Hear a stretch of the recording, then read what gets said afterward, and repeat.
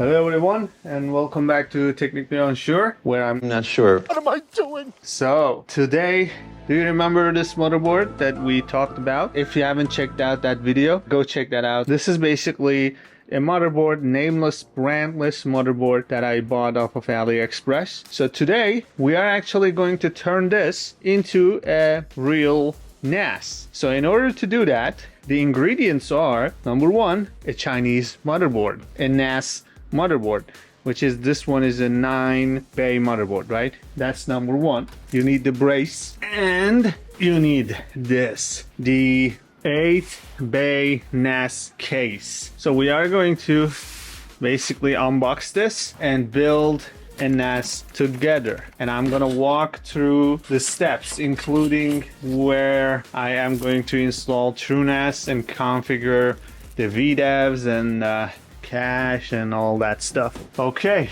let me take this out. There we go. And these are the accessories, the other stuff that came with it. Let me remove these, and this is going to be the front power button, gonna go here. So yeah, in the front panel. Okay, yeah. So that's how the NAS is going to look like at the end once we're done with it, but not now. Oh yeah, by the way, this is you can peel this off and this will stick to the front. Okay, so let me show you the inside. As you can see, there are 8 bays where we can install 8 hard drives in there, and motherboard goes up here and power supply goes on the side. I think we're gonna figure it out. So let me put this in here. All right. So this part looks like comes up from here.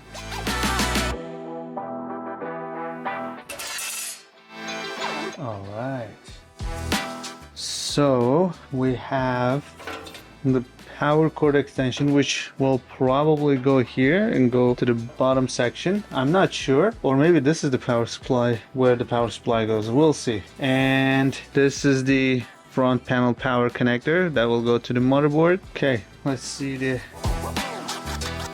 Okay, so is this coming off? Oh yeah, there you go. So this front panel just comes off and reveals the hard disk slots underneath. So here it looks like the power supply slot, I think. There's no documentation, by the way. Yeah, nothing in the box, but I don't think we need. So here it's probably, yeah, you can install some other drives or something. Should be for that. Okay, so 1, 2, 3, 4, 5, 6, 7, 8. They are called, the case is 8-bay, so maybe not, this is not for additional disks. All right, I'm gonna remove this. Yeah, definitely we can put some more drives in it. So the motherboard will go here. Let me see if it aligns. Yep, it does. Okay. So take this out.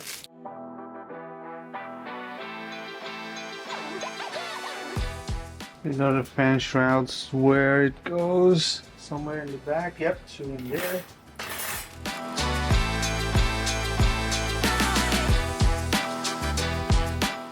Okay, so that's how it's looking like. That's connected. Okay. 2, 3, 4. So we need 4 Molex and 1, 2, 3, 4, 5, 6, 7, 8 SATA connectors. So these are a bit long, but I'm gonna go with them.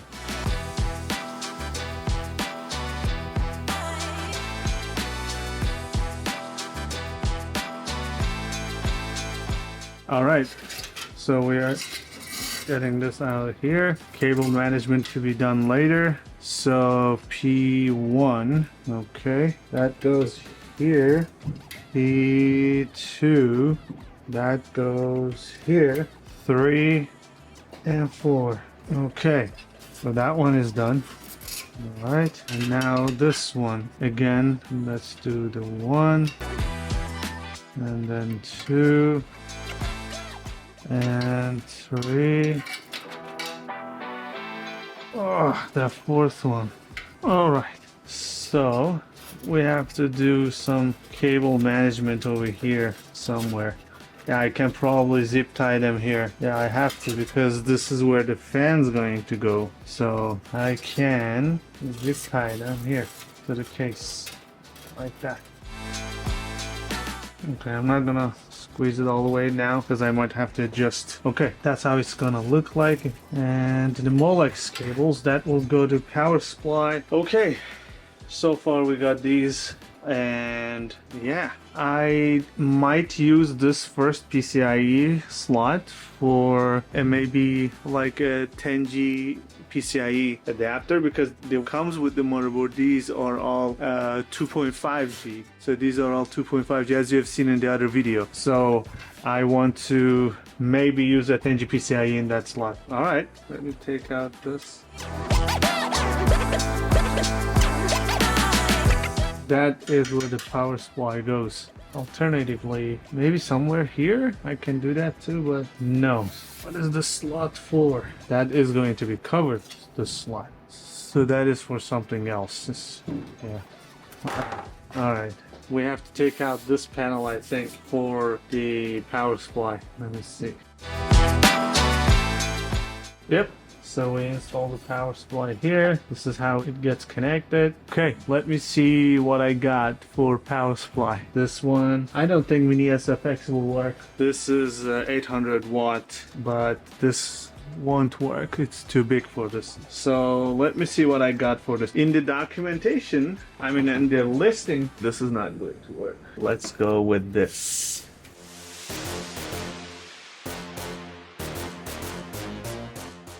All right.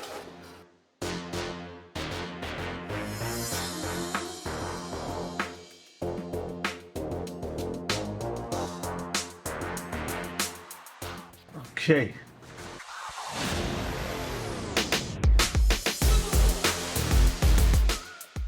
Okay.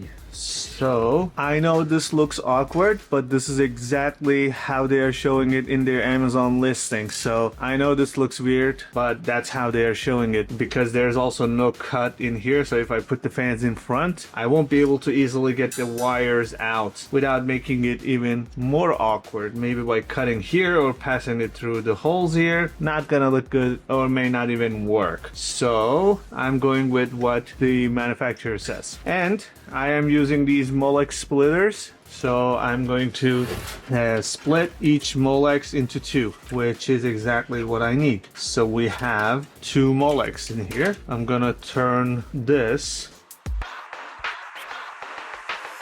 okay, turn that into two, which will go in here and in here. So that was the number one, and the number two is going to be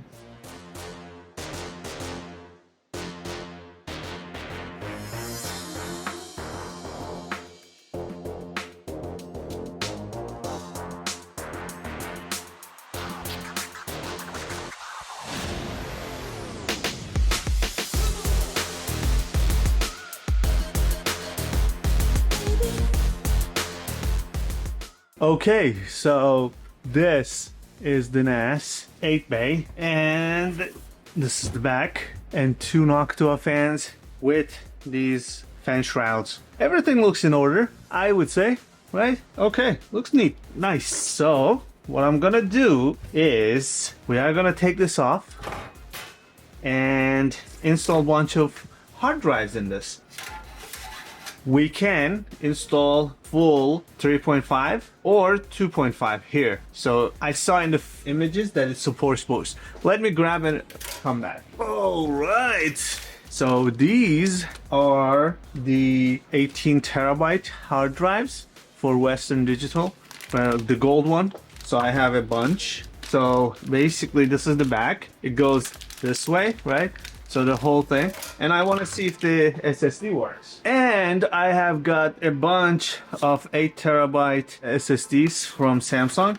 So based on the photo that I saw, it was going in this way. See if the screw holes are aligning. Yeah. Okay, so we have a choice to make. So I'm gonna be honest, SSD for this motherboard might be a little bit overkill, because if I go with 8 terabyte SSD, the network adapter on this is 2.5, and if I install a 10 gigabit Ethernet PCIe, it might work, but still I don't think we can use the full power of SSD in this NAS with like 10 gigabit. This is like 8, right? I have to create probably 2 VDEVs, 4 drives, so it's going to be 2 VDEVs. So the speed is 560 megabyte write and 530 megabyte. This is not megabit, this is megabyte. So this is the speed of this hard drive. So imagine 2 of these we're gonna fill, and 2 VDEVs. We are going to have a lot more horsepower with this than the Ethernet can handle.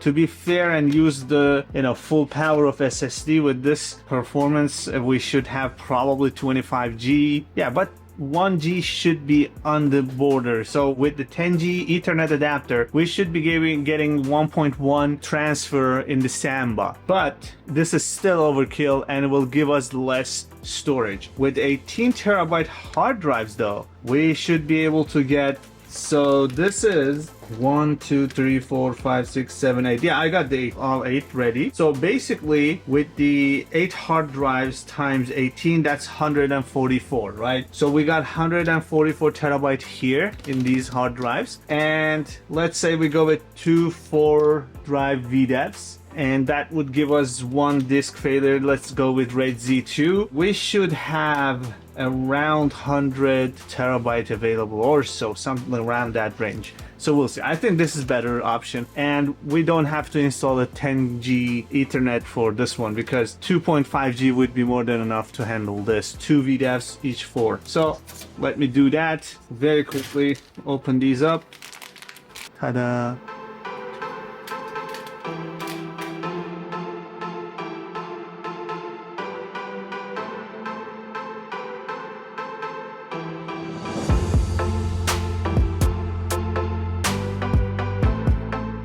Okay, we are halfway there.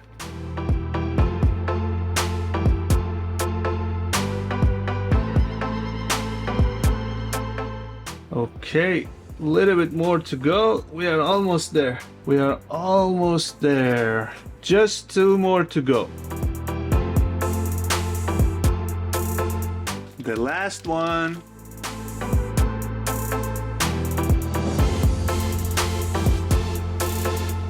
And ta-da! So we're done here. Thing of a beaut, isn't it? It's beautiful. Okay, so everything is assembled. What I did was I connected just the power, HDMI, and a single Ethernet cable. So what we are going to do is I'm gonna power it on and hope it doesn't explode. Ready? 3, 2, 1, let's go. Ooh, okay. I have the keyboard and mouse also ready. Oh, I see something on the screen. Doesn't mean much, but there is something. There's a cursor on the screen. Okay, let's see. So I hope you see, yeah, you can see it on the camera. It is blue light LED comes on. Oh, there you go. We got the TrueNAS. So I hope you watched the previous video where I unboxed the motherboard. If you haven't seen it, please go check that out. So this is the same motherboard. So you can check where I installed for the TrueNAS. I didn't do much in that video. By no stretch of imagination, I'm not really a TrueNAS expert, okay? But I am going to create what works for me. So if you want to learn about the VDEVs and how to split them, how many hard drives, and RAID Z1, Z2, and all other stuff, log device, cache device, number of VDEVs, all that stuff, I leave that up to you, and you can figure it out on your own research. You can check out the TrueNAS documentation. You can also see from other YouTubers. There are so many videos I've done on this, on how to do TrueNAS. I'm not gonna go there. So let me show you what happens now. So we are going to switch. Okay, now let's enter the IP address. There we go. So let me log in. Nice. So we are now logged in. What you see on the screen is actually the UI from this bad boy. And by the way, my microphone, okay, listen. Yep, absolutely no noise whatsoever. That's the Noctua heavy duty fans, and they are great. So no issues there. Now let's continue. So we have the Ryzen 7840, and we talked about all this. We even did benchmark on the graphics. We played some games. The Ethernet is 2.5, as you can see here. The speed is 2.5. That's my IP address and all that stuff, and I'm running the latest version of NAS. So now, first of all, let's go check the disks. There you go. We see all of our disks, and as you can see here, the lights are all on. Yeah, there you go. As you can see, the blue lights on all disks are on. So let me put this back on. Oops. Okay, now as you can see, 1, 2, 3, 4, 5, 6, 7, 8, and that's the OS boot pool. So we're not gonna touch that. Now let's go to the pool, create a pool. Yep, new pool, and I'm gonna call this, I don't know, main pool. Okay, so this is going to be the main pool, and what I'm gonna do is I'm gonna use 2 VDEVs, as you saw, the 4 and 4. You know what? Let's keep this open so you can see the view.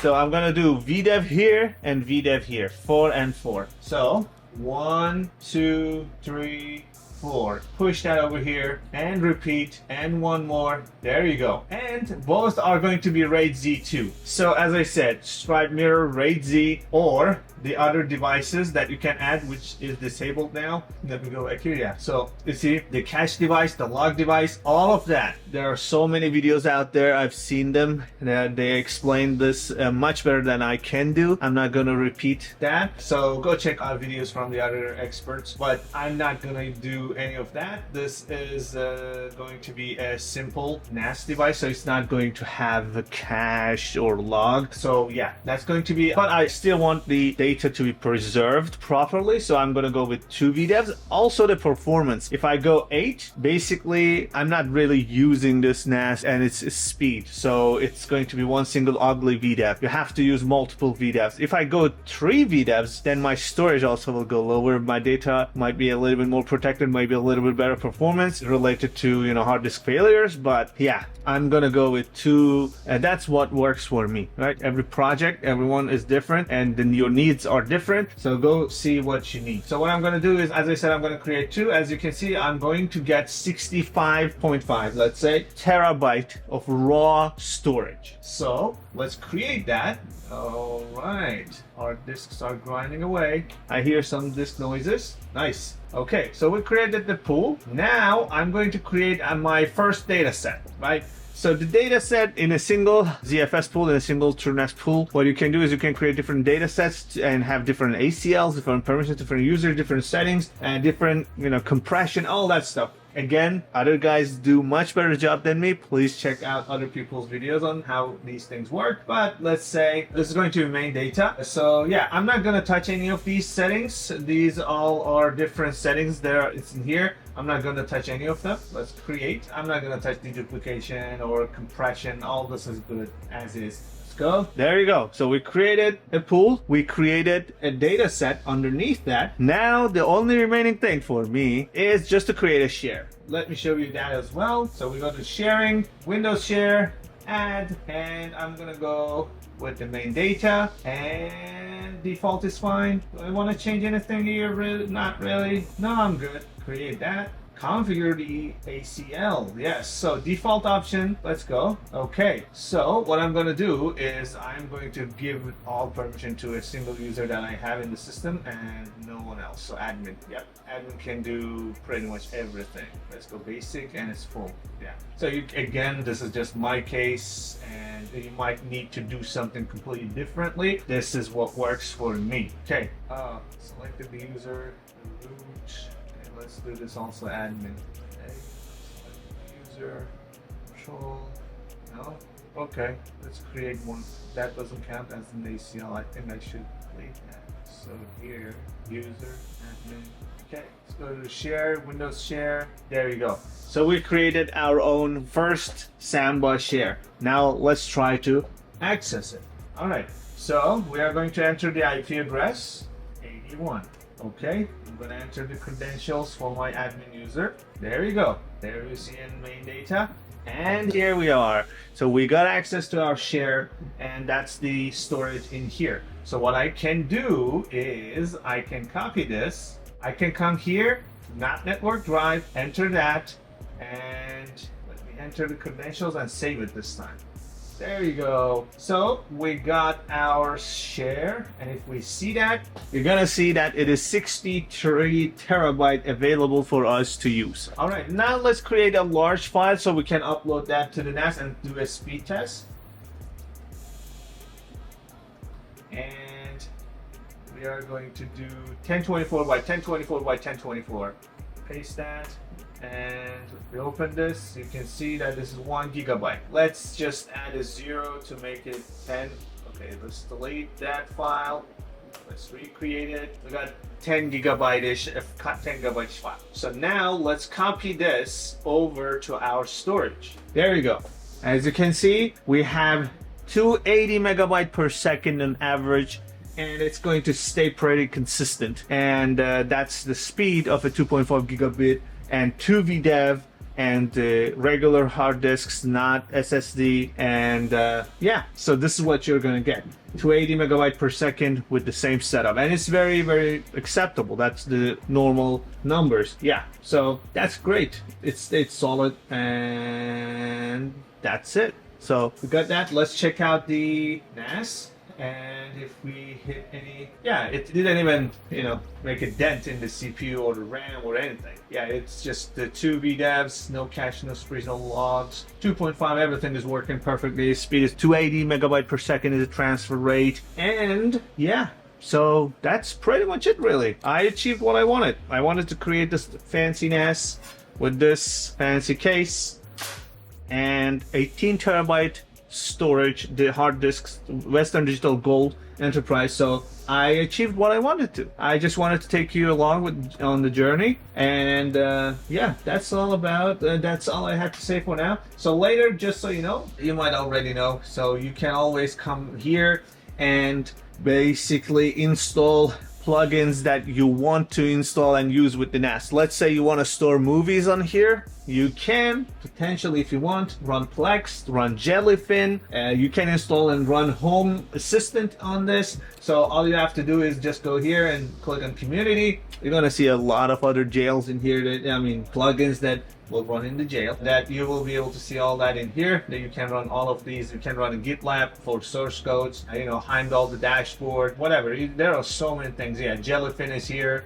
Yeah, so you will be able to put all the videos in that share, create a plugin with the Jellyfin or Plex, and give access to those plugins to your storage, and basically run a multimedia server in your house. Yeah, so that part, I don't know if you want. As I said, there are so many videos out there already on YouTube. A lot of other guys have done much better that job than I can ever do in terms of installing TrueNAS, configuring TrueNAS, and installing plugins and jails and all that stuff. But if you want me to do something special, let me know. I will consider doing that as well. Anyway, I'm very happy with the build and wanted to take it along with through the journey. And thanks for watching, and I will see you in the next video. Bye for now.